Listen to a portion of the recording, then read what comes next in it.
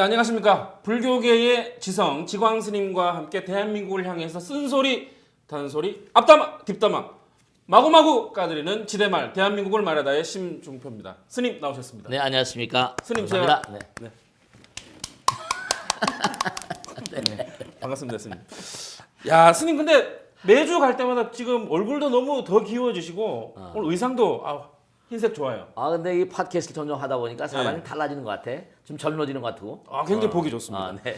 자, 오늘 또 우리 스님하고 또 굉장히 어떤 또 매칭으로 대화를 또 나눠주실지 굉장히 기대가 되고, 개인적으로 제가 한때 일자 눈썹 붙이고 동네에서 굉장히 유명했었는데, 제 동생하고 또 아리랑 남매 이런 것도 또 하고 했었는데, 원래 코미디언이신데 의외로 종편이라든지 시사 채널에서 좀 더 많이 뵀던 것 같아요. 최근에는 우리 초대 게스트 김미화 씨 나와 계십니다. 박수 한번 해주십시오. 네, 박수. 안녕하세요. 네. 반갑습니다. 네. 반갑습니다.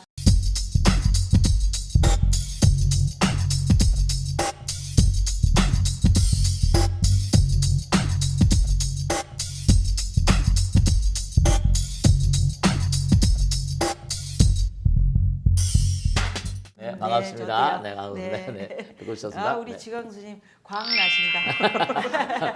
근데 진짜. 아주 네. 얼굴이 네. 제가 벌써 김미화 선생님 뵌 지가 오래됐지. 옛날에 온매 기주고. 네, 근데 그때가- 그때 인상하고 전혀 사람이 달라졌네. 네, 이제 그 마음이 편안해 갖고 살 좀 쪘어요. 옛날에는 제가 42kg 막 이렇게 좀 신경도 날카롭고. 지금도 별로 몸무게 안 근데 나올 것 지금 살짝 한 10kg 정도. 네, 세월 그러니까 엄청 세월이 흐르면서 1kg, 2kg 늘더니 이렇게 됐습니다. 그러니까 인상이 자꾸만 이렇게 네. 변한다는 건 뭔가 마음자리가 달라지는 거라. 그 편안해 그러니까 보인다는 혹시 말씀이신 인상 거죠? 자체 네. 뭔가 지난 날에 그냥 방맹이 들고 그냥 막 이러던 그런 마음이 음메 기사름 막 이런 스님 은매 기사를 한번 해주십시오.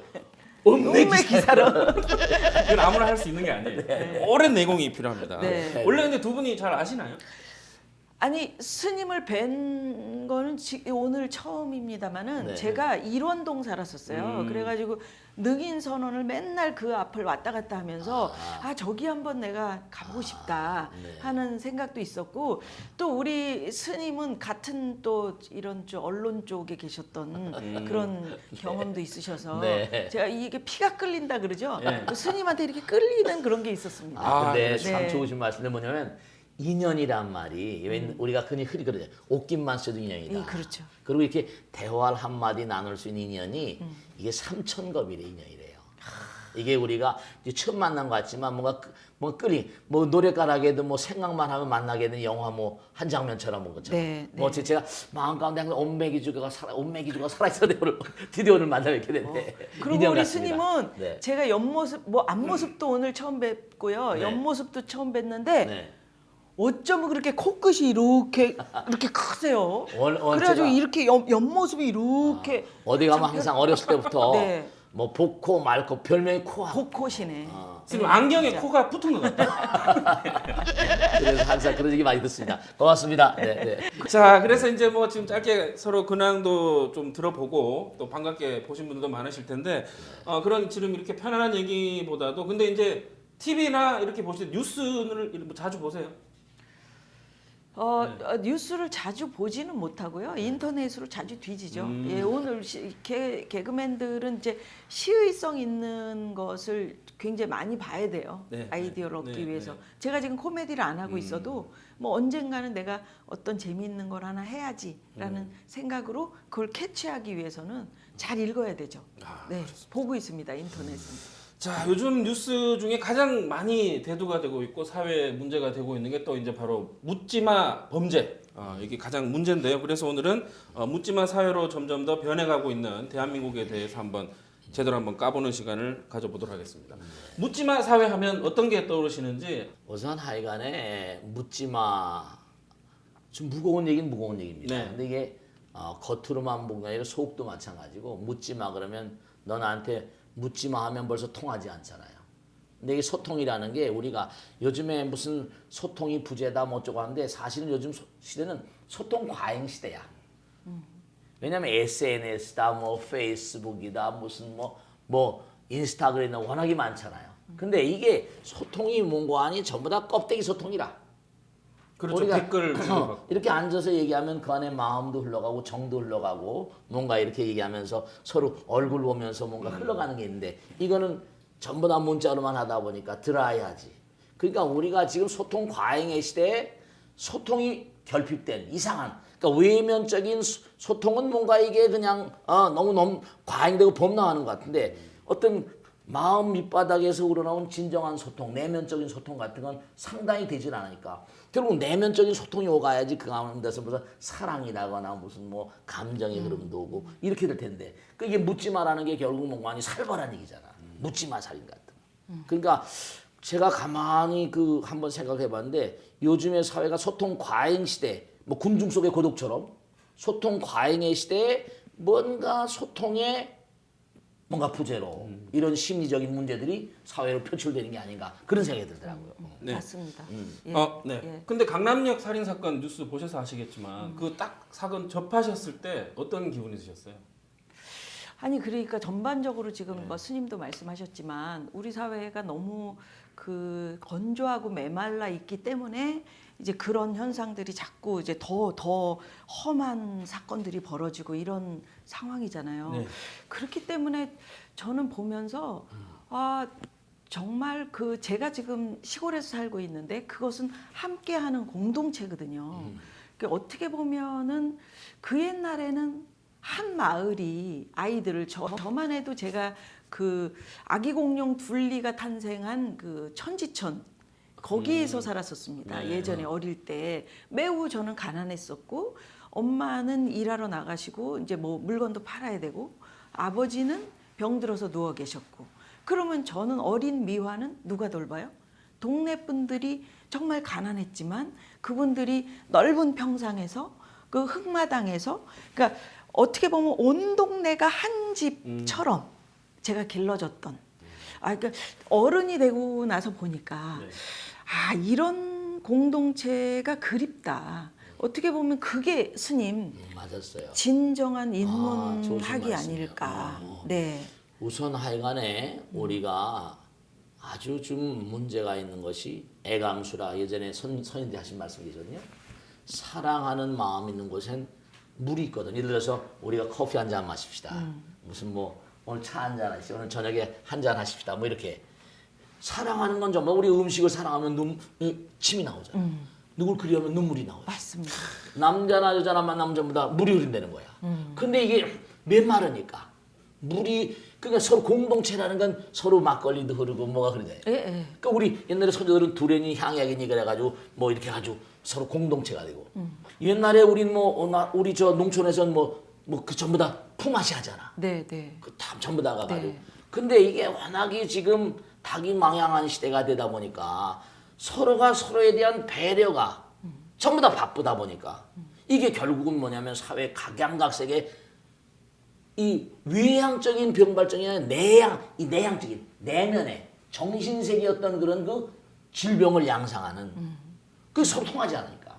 통하지 않아요. 맞아요. 통하지 않으니까. 그러니까 이제 이번 강남역 살인 사건 같은 경우도 관리를 제대로 못 받은 그러니까 정신적으로 문제가 있는데 관리를 잘 못 받은 조현병 환자의 어떤 범행이다 뭐 이렇게 수사 결과가 나왔거든요. 일단 근데 좀 깊이 들어가봐야 될 것 같아요. 스님 조현병이 정확히 좀 어떤 건지. 이 조현병 그러니까 사람 요즘에 잘 못 알아듣더라고요. 근데 원래 조현병 스키즈프레니아 이른바 말하면 뭐라고 하는 거 아니? 옛날에 우리가 정신분열, self distraction 이른바 말하면 뭔가 한마디로 미친놈이지. 미친놈. 그러니까 예를 들어서 뭐냐면 그 영동사거리에서 시커멓게 해가지고 디스코 추고 이런 아저씨 아들마들 같은 그런 사람들이 정신분열 하니까 여러 가지 사회적으로 정신분열 환자들이 많아지니까 그리고 정신분열이란 레떼가 한번 딱 붙어버리면 이게 일생을 가더라고 문제가 생기는 거지.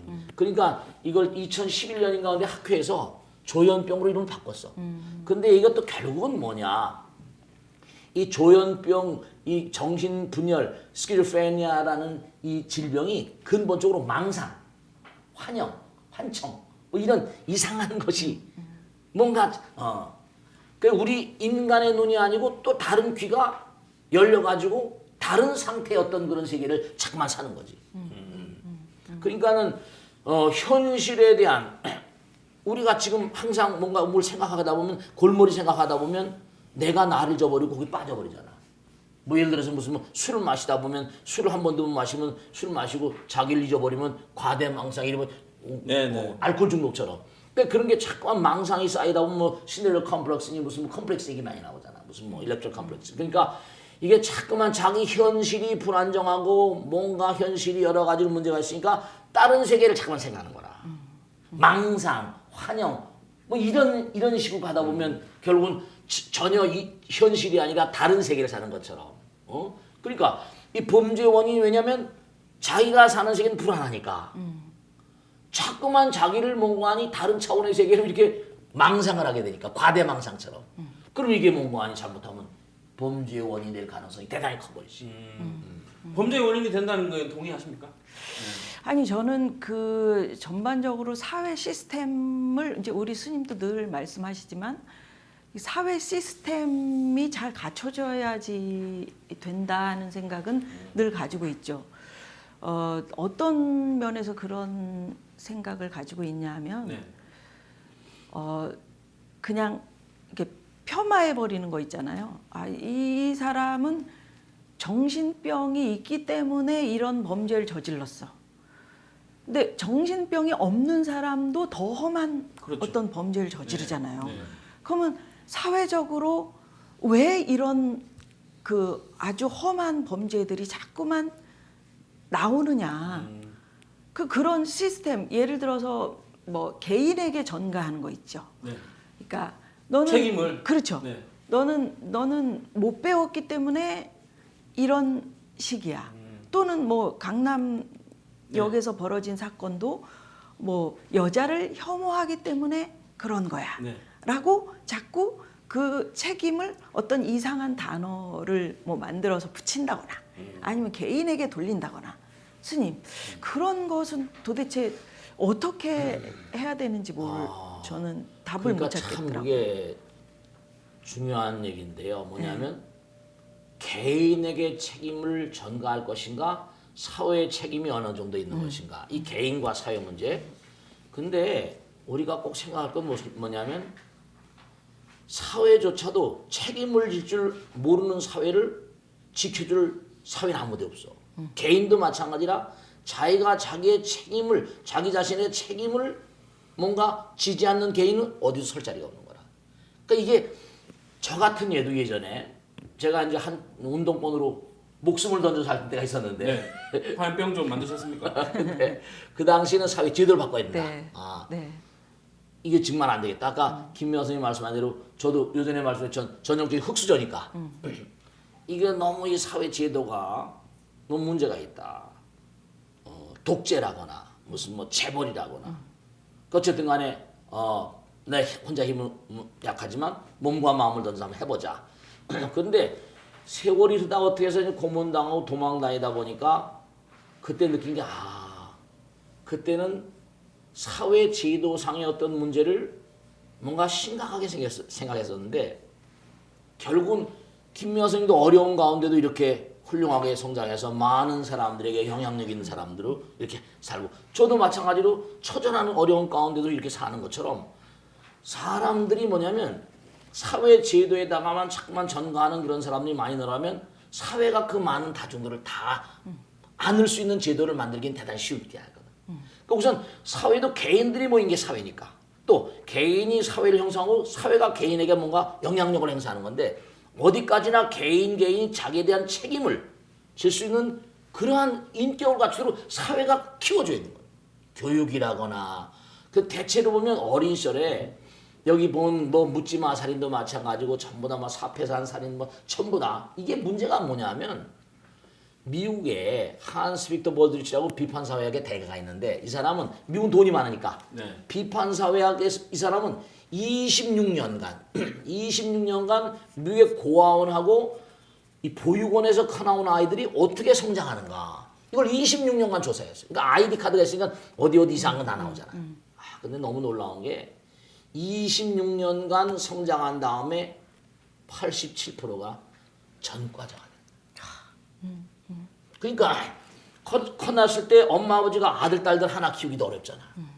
아들 딸들 하나 키우기도 그 애를 그냥 관심을 기울여하는데 고아원이나 보육원 갈 때 우리 주변에도 있지만 뭐냐면 몇십 명, 5, 60명 있는데 뭐 보육교사가 뭐 너댓 명밖에 없다. 이래버리면 이거는 완전히 움직이는 폭탄을 만드는 거지. 사람도 한 사람마다 사람도 교육의 동물이거든.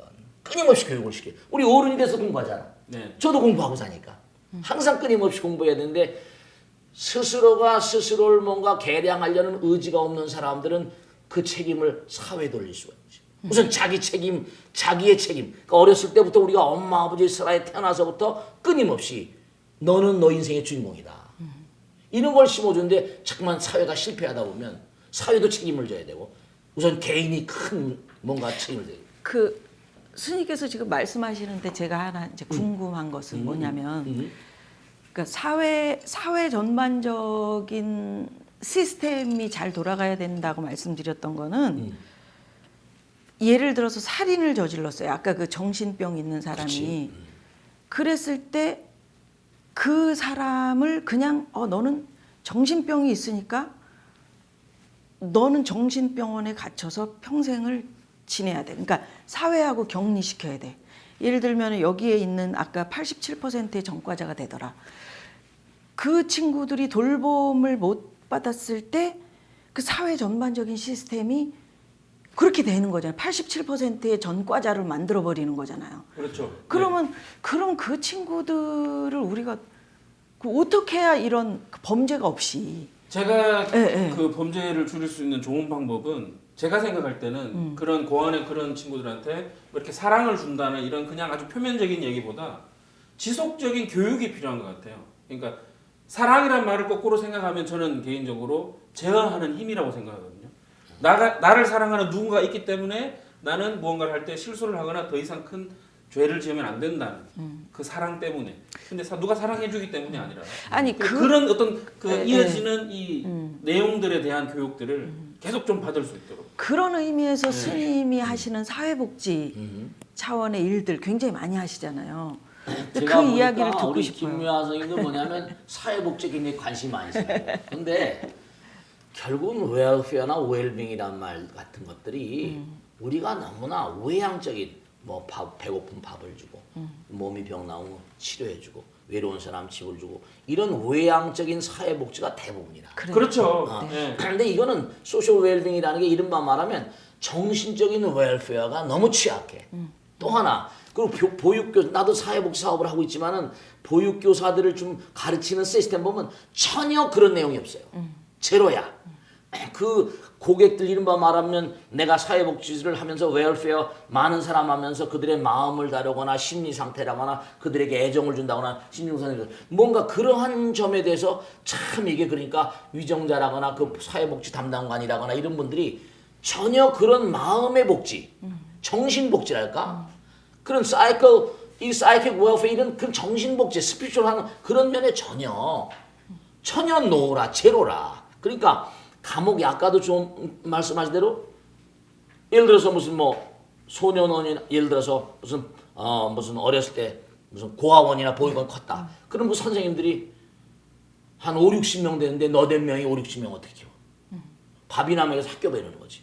그런 냉정하기 때문에 사회도 그 예산 타령하고 뭐 하는 걸 그게 결국은 뭐냐면 이제 묻지마 살인이 뭐 이런 걸로 나오는 건데 그러니까 이거는 참 그렇다고 사람들은 뭐 예산이 부족하다 항상 그 타령이거든. 그러니까 이런 것들은 참 제가 안타까운데 뭐냐면 사회 공동체 우리가 지금 공동체 정신이 무너져 버렸거든. 사회에 갔지만 사회가 아니야. 인간은 사회적인 동물이다라고 아리스토텔레스가 얘기해서 뭐 정치적인 동물이라고 폴리스적인 동물이라고 하지만 근본적으로 볼 때 사회적인 동물이라고는 사회성이 있어야 되잖아. 서로를 보듬는. 네. 서로 보듬는. 근데 지금은 뭐냐면 이웃에 대해서 아는 못하죠. 뭐 요전에 뭐 세모녀 자살 사건 같은 거나 뭐 이런 것들. 그러니까 이게 사회 같으면서 사회 같지 않은 현상을 벌이고 있는데 우리가 지금 뭔가니 아주 지금 가장 좀 안타까운 점은 전부 다 나만 잘 먹고 잘 살면 되고 이웃엔 무슨 아랑곳하지 않고 우리가 어떻게 하든지 간에 이 사회가 하나의 공동체를 형성할 수 있는 그런 흐름을 유도하려면 윗물이 맑아야 아랫물이 맑지.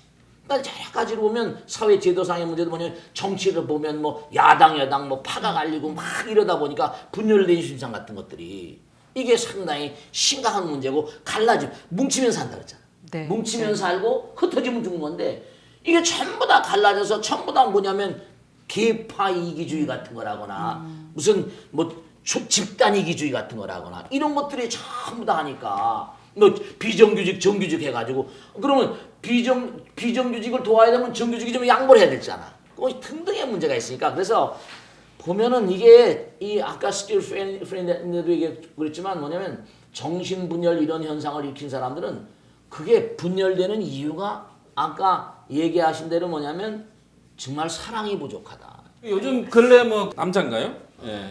50대 여성 금품을 뺏으려다가 성폭행을 시도하고 결국 살인까지 저질렀다고 하는데 지금 그 사람도 보면 평소에 이제 어떤 성인 동영상을 즐겨보고 뭐 이렇게 해서 어떤 그 자기만의 어떤 그 세계에 갇혀서 그렇게 범죄를 저지르지 않았나 그런 생각도 드는데요.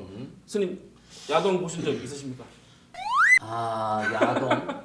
네. 야동 뭐 안 봤다 그러면 뭐 사람이 위선자라고 할 거 아니라. 그 야동을 보면 좀 심리에 좀 지장이 있죠. 적응이 좀 되는 게. 이런 거 하나 말씀드릴게. 야동보다 언젠가 나한테 누가 질문하더라고. 스님은 뭔가하니 음심이 동하지 않니? 근데 확실히 제가 이제 하나 말씀드리는데 제가 산에 기어 들어갔잖아. 토굴에 며칠 죽이 사는데 아무것도 먹는 게 없는 거야. 근데 희한한 게 먹는 것도 없고 뭐 그래서 고기를 뭘 먹어요. 먹는 게 없는데 뭐냐면 이상하게 어느 날 갑자기 음심이 동하더라니까. 그래서 제가 거기는 나이 든 스님한테 물어봤어. 스님 여기 와서 먹는 것도 없고 아무것도 없는데 인간이라는 게 이상합니다. 음심이 돋습니다. 저기 달력이 저희 가서 표시해 그러더라고. 그럼 왜 표시하라고 그러지? 그날? 그 느낌 오는 날? 표시해 그러더라고. 그래서 내가 왜 표시하는가? 표시해 이 녀석아. 그래서 가서 볼펜도 표시했다니까. 근데 왜 표시하라고 그러냐? 그러다 한참 또 이제 잊어버리고 그 순간이거든 항상. 네. 또 한참 있다 보니까 무슨 울력을 하고 어쩌다 보니까 괜히 뭔가 하면서 또 괜히 또 음심이 생기는 거야. 희한하다 이거. 그 스님한테 스님 이거 참 음심이라는 게 이상합니다. 했더니 표시해. 내가 표시하다 보니까 나만 표시한 게 아니라 매일 동그라미 되는 그게 아니라 그걸 8개월 했어. 그 스님이라고. 네가 생각날 때마다 다르게 표시해. 우리 여자들도 주기가 있잖아. 네. 여자들 주기 있지? 근데 남자들도 주기가 있더라고. 그래요? 바이오리듬이 있어. 나는 뭐지? 근데 이 동물들은 전부 다 이른바 발전기가 있잖아. 예. 동물들은 다 발전기 있거든. 근데 희한하게 나는 그걸 몰랐었어요. 아니 근데- 남자도 그렇다고요? 그렇지. 그래가지고 제가 그걸 표시하면서 달력이 넘어가 쭉 표시하다 보니까 어떤 일인가니 나만 표시하는 줄 알았더니 여러 놈이 표시하는데 레귤라 바운드를 치더라고. 일정한 시간 있어. 사이클이. 그러더니 스님 이걸 가르치려고 그랬으면 아니라는 거야. 그래서 참이 그 다음에 뭐냐면 계속 표시하다 보니까 어떻게 된 거 아니? 점점 뜸해지더라고. 기간이 길어지는 거야. 잊어버릴 수 있는 거야. 그래서 경전에 보면 욕계 새끼 우리 인간이 남녀가 생기잖아. 네. 하늘나라 가면 남녀가 없대. 완전 사랑. 그래서 내가 항상 하는 얘기가 지금 여기 성폭행하고 난리치는데 이 친구들도 순간을 못 이겨서 그래. 그러니까 하늘나라에 가고 천당 가면 남녀가 있냐 그러고 물어보거든. 하늘나라도 천당에도 남녀가 있는 천당이 있고 남녀가 없는 천당이 있어. 남녀가 있는 천당은 욕계고 욕망의 세계. 남녀가 없는 천당은 색계라 그래. 전 일단 달력부터 하나 보여야 돼. 그렇지. 한번 하면 건강에도 좋다. 그럼 아무것도 스님 그 순간을 이기려면 어떻게 해야 됩니까? 그 순간을 이기려면 네. 근데 사실은 이게 참 중요한 건 좋은 말씀인데 도가에도 그런 게 단학에도 그런 게 나오잖아. 근데 뭐냐면 보정이라고 해서 정기신 그래가지고 우리가 내가 지금 나이가 70이잖아. 근데도 뭐냐면 이렇게 싱싱하게 살 수 있는 젊어 게 보이시네. 싱싱하게 사는 게 저랑 뭐냐면 동갑인 줄 알았더니. 근데 이게 확실히 중요한 게 우리 몸에서 생성되는 먹는 음식 일정하잖아요. 음식 일정하니까 만드는 호르몬의 양도 정해져 있어. 리미트야. 근데 그걸 갖다가 자기 생명을 내보내 가지고 새로운 생명을 형성하잖아. 그럼 그 어떻게 되는 거 아니? 옛날에 선조들은 항상 단전호흡이라거나 우리가 호흡을 통해 가지고 그걸 길 돌린다고. 끊임없이 수행을 해가지고. 그러니까 그때 내가 음심이 딱 동하게 되면 우린 뭐라는 거 아니? 화돌챙이거나 이목고 이게 무슨 짓이냐? 이게 무슨 짓 한 거냐? 아니면 관세음보살 약사이래불 한순간만 이렇게 하면 그게 순간 넘어가는 거야. 항상 이상하게 파동을 칠 때 절정이 딱 올랐는데 절정을 탁 꺾어버리면 그냥 주저앉아 버려. 지금 긁고 사니까. 그러니까 항상 뭔가 올라오는 그 순간을 넘어가 버리면 이 성폭행하는 이분들이 참 수행을 그렇죠. 시켜야 돼. 네. 내가 안타까워 죽겠다니까. 한 순간만 참으면 되는. 그렇지. 아니 그러니까 이 그 나무 제가 이제 자연 안에 사니까 물론 이제 스님도 자연 안에 사시지만 나무도 자기의 생명이 위태로울 때 열매를 많이 다는 것 같아요. 그죠? 그렇지, 스님. 맞아. 소나무, 그렇습니다. 뭐 도토리 다 그래요. 그 가물고 힘들 때, 아 나 죽을 것 같아. 요럴 때 그 막 열매들이 굉장히 많이 달리더라고요. 지금 그 네. 인류학자 마글미드 책에 나오지만 뭐냐면 전 세계적으로 위태로움을 많이 느낀 민족들이 아이를 다산을 해. 아이를 많이 낳아. 그 대표적인 민족이 이스라엘이야. 미국 갔을 때 유태인 가정에 이렇게 가보면 내 인연이 돼서 그 유태인 하나 알아가지고 교수인데 네. 그 가보니까 보통 한 집안에 7, 8은 보통이야. 10명, 12명도 있고. 그러면 얘들을 어떻게 키우냔 말이야. 남자도 바쁘고 여자도 다 맞벌이해. 10몇 명을 키우려면 같이 맞벌이 해야 돼. 네. 우리나라는 지금 좀 위태로워야 되는 겁니까? 그럼 애들이 없어갖고 그치. 지금 그러니까 지금 뭐냐면 그래서 이거 어떻게 10몇 명을 이렇게 키우십니까? 했더니 유대인들은 정말로 대단한 인간들이 아버지 어머니가 술 같은 걸 안 해. 딱 직장에서 일하고 들어오면 애들하고 앉아서 같이 탈무드 공부해. 그래서 나열이냐 쫄랑쫄랑해서 하나하나 질문을 다 하면 그러니까 그 친구들은 뭐냐면 아이들은 하늘의 축복이라고 얘기해. 그러니까 아이들하고 직장 갔다 와서 아이들을 키우는 게 걔네들의 낙이야. 그러니까 우리나라도 뭔가 엄마 아버지들이 사패산이니 무슨 어둥산이 나온 이런 일들이 그 아버지 어머니가 우리나라의 모든 문제는 아버지 어머니의 문제라. 어른들의 문제라고 할 수 있죠 사실. 거기 자제분도 학교 갔다 오면 네. 어떤 거 물어보세요? 아니 저희 아이들은 지금 다 그 외국에 나가 있어가지고요. 어릴 때? 이미 다 컸어요. 네. 어릴 때는 네. 또 할머니가 길러주셔가지고 제가 우리 스님 말씀하셨지만 그 옛날부터 방송 활동이 되게 활발했고 바빠가지고 네, 네. 아이들을 정말 딱 앉아서 키울 수 있는 어떤 여력은 없었어요. 그러니까 할머니 교육에 의해서 아이들이 그 예의도 배웠고 뭐 그러니까 어른들이 계시니까 좀 아이들이 굉장히 커서도 어른한테 배운 그런 것 때문에 저희 아이들은 정말 착하게 잘 큰 것 같아요. 예의 범절도 알고 스님 개그맨들이 좀 웃기는 직업이라서 아이들이 그 남에게 좀 우스워 보이면 안 되겠다 싶은 그런 어떤 강박관념 네, 같은 네. 것도 있어요. 그래서 아이들 예의 없이 굴면 막 엄하게 혼내고 엄하게 키웠었거든요. 옛날에. 근데 지금은 좀 후회해요. 아이들한테 지금 말씀하신 대로 그 유태인들은 아이들을 그렇게 앉아서 같이 함께 공부하고 이렇게 10몇 명을 놔도 다 잘 길렀고 그 사람들이 지금 세계 곳곳에 네, 가보세요. 전부 그 으뜸되는 역할로 다 앉아 있는데 저는 너무 아이들한테 사랑을 안 준 것 같아요. 예. 제가 그래서 그게 좀 그 말씀드렸냐 유태인들은 스님 애들이 학교 갔다 오면 부모님들이 딱 이 얘기만 한대요. 학교에서 질문 몇 번 했니? 맞았어. 예. 그러니까 우리는 막 질문하면 쟤 때문에 집에 일찍 빨리 못 가고 막 이렇게 해서 그 질문하는 사람을 질타를 하거나 이 분위기를 조장하는 사람으로 생각을 하는데 거기서는 질문을 많이 하는 사람이 최고래요. 학교 얘기 조진이 내가 하나 들은 얘기라면 우리 친구가 미국의 대학에 정년퇴직을 하고 나왔어요. 내 얘기를 쭉 하다가 이제 같이 밥을 먹는 얘기인데 자기가 한국 사람인데도 유대인들은 정말로 전 세계 어디 가거나 두각을 바랄 수밖에 없겠대. 왜냐면 질문한 녀석은 다 유대인이래. 질문을 제일 많이 한다는 거야. 하여간에 속속들이 그리고 질문도 예리하고 어떻게 저런 질문을 하지? 걔네들하고 강의를 하다가 질문 나오면 식은땀이 난대.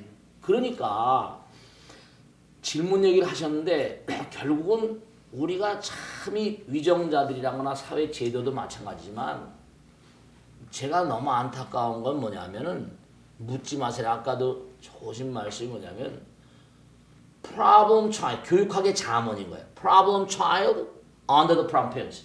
문제부 밑에 문제가 있는 거예요. 문제부 밑에 문제가 있는 거예요. 그러니까 우리나라의 문제는 전체적인 문제가 교육의 문제야. 그러니까 교육부나 무슨 문교행정, 교육행정이 계속 질타받는 게 여러 가지로 다 전문가들이시지만 엄마 아버지의 정신 그 보세요. 할머니 할아버지 얼마나 교육을 받았겠어. 할머니 할아버지 무슨 교육을 많이 받았겠냔 말이에요. 옛날에 우리 할머니 할아버지가. 근데도 정성스럽게 키우잖아. 네. 그 제가 하인스워드. 네, 하인스워드. 하인스워드 미식축구 선수. 네. 그 글을 보면서 제가 가슴이 뭉클하고 눈물이 괜히 나더라고. 하인스워드 엄마가 얘기하는데 둘이 갔어. 그 나이어린 흑인 아이가 학교 갔다 와서 숙제를 하는데 이제 그 남편 흑인하고 이혼했잖아. 근데 그 엄마가 숙제를 이렇게 해서 하면 막 어렵고 막 이러면 엄마가 영어를 못하잖아. 청소를 하니까. 그냥 자기를 자꾸 막 문대는 거야. 영어를 가르쳐주지 못하고 숙제를 가르쳐주지 못하니까. 근데 자기가 가만히 보면 엄마가 우는, 그 울음으로 통하잖아, 마음이. 아, 우리 엄마를 위해서 내가 뭔가 우리 엄마가 고생하지 않도록 해줬구나. 어린아이, 눈물이 교육이라. 그 엄마 아버지는 아이들 위해서 눈물을 많이 흘려야 돼. 근데 그 엄마는 저 포천인가 동두천 어디서 이른바 말하면 흑인들 시중들 들여자라는 거 아니야. 그럼 그 여자가 그 여자의 엄마 아버지도 뭐냐면 농촌에 있는 농촌 할아버지 아니야. 그 도덕관이 있는 거라. 네, 네.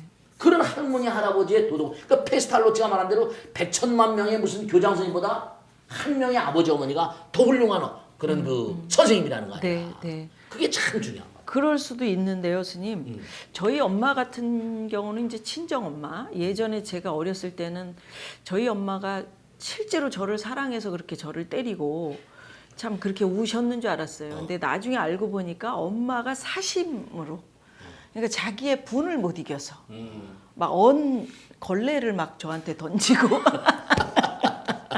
지나가다 보이면 그냥 그래서 참 맞으세요?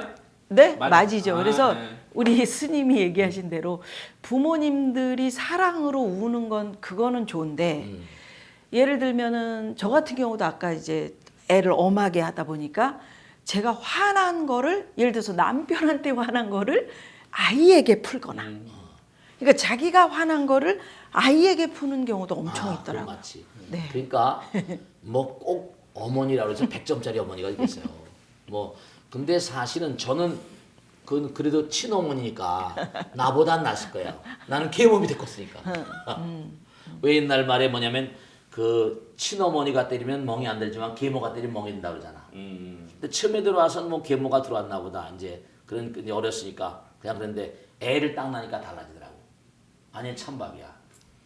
나는 뭐 10살 때부터 집을 나왔지만 그런데 제가 가만히 봐도 뭐 엄마가 뭐 이렇게 때리고 뭐 한다 하더라도 참 그러니까 제가 강아지를 키워본 적이 있어요. 근데 강아지도 참 우리 이제 뒷산에다 강아지 키우는데 참 강아지도 종자가 다르대. 누가 이제 강아지를 법당에다 버리고 갔어. 버리고 갔는데 강아지가 새끼를 낳았어요.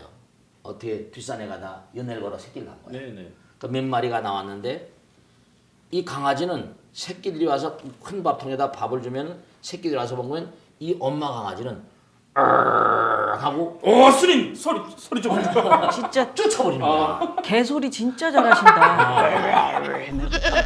그런데 개소리 끝내줬어요. 근데 지금 뭐냐면 너무 기가 막힌 게 또 다른 강아지 키워봤어. 이건 진돗개야. 저 우리 국령사에서 누가 진돗개 새끼를 하나 가져와서 이제 키우는데 이 진돗개는 또 새끼를 낳았어. 3마리가 나서 1마리 분양하고 2마리가 있는데 이 개는 확실히 종자가 달라. 같이 먹으면 새끼가 먹으면 엄마가 피해. 아, 엄마가 피하는 거야. 가만히 제가 항상 그리고 새끼들이 먹고 다 가면 자기가 먹어. 엄마도 전부 다 먹으니 이 급식 퀄리티가 달라. 달라.